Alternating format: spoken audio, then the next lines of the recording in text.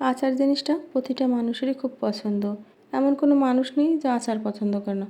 আমার তো খুব পছন্দ। তো আমি আজকে তৈরি করব চালতার আচার। তো চলুন তৈরি করা যাক। তো প্রথমে চালতাগুলো পরিষ্কার করে ধুয়ে ছোট ছোট করে কেটে নেব এবং সেগুলো সেদ্ধ করার জন্য একটা প্রেসার কুকারে দিয়ে তাতে পরিমাণ মতো পানি এবং সামান্য লবণ এবং হলুদ দিয়ে সেদ্ধ বসিয়ে দেব। এবার সেদ্ধ বসিয়ে দিয়ে আমি এই মশলাগুলো তৈরি করে নেব, যেগুলো আমি আচারে অ্যাড করব। তো চলুন মশলাগুলো তৈরি করা যাক। তো একটা কড়াইয়ের ভিতরে কিছু পরিমাণে শুকনো মরিচ দিয়ে সেগুলো ভালোভাবে টেলে নেব, যাতে একেবারে মচমচা হয়ে যায়।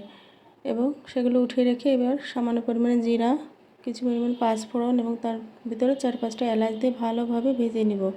এবার সেগুলো উঠিয়ে রেখে গুঁড়ো করে নেব। এবার একটা কড়াইয়ে তেল দিয়ে, সরিষার তেল, এবং তার ভিতরে কিছু পরিমাণ জিরা, সামান্য পরিমাণে পাঁচফোড়ন দিয়ে নেড়ে চেড়ে তা থেকে যখন সুন্দর একটা স্মেল বের হবে, তখন তার ভিতরে সে সেদ্ধ করে রাখা চালতাগুলো দিয়ে দেব। দিয়ে ভালোভাবে নেড়ে ছেড়ে এবার এর ভিতরে পরিমাণ মতো চিনি অ্যাড করব। যে যেমনটা মিষ্টি খেতে চান, তো সেইভাবেই আন্দাজ মতো দিয়ে দেবেন। এবার এগুলো ভালোভাবে নেড়ে ছেড়ে ওই যে মশলাগুলো ভেজে রেখেছিলাম সেগুলো গুঁড়ো করে নিয়েছি, এবার সেগুলো এর ভিতরে দিয়ে এবার একটু ভালোভাবে নেড়ে ছেড়ে মিশিয়ে নিতে হবে, যাতে আচারের সঙ্গে মশলাগুলো খুব ভালোভাবে মিশে যায়। দেখুন কালারটাও কত সুন্দর এসেছে এবং খেতে অসাধারণ হয়েছে।